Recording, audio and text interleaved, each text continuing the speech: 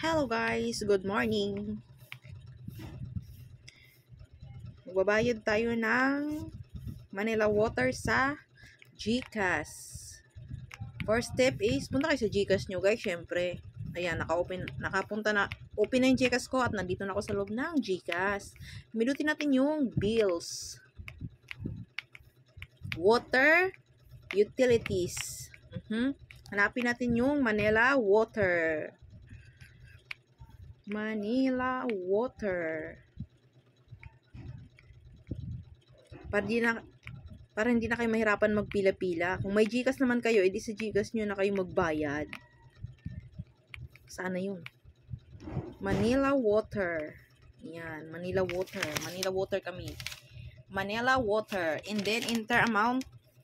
Laki ng tubig ko na, oh. 418. And then, enter account number. Siyempre, yung 8-digit account number.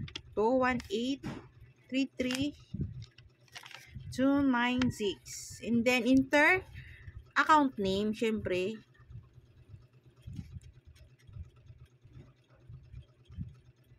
Ayan.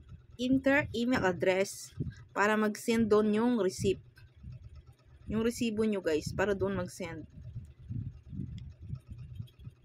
Ayan. Pag na-enter mo na lahat, guys, pindutin mo yung next. Check natin mabuti yung account number, 218-33-296, account name, email. Click next. And then, confirm.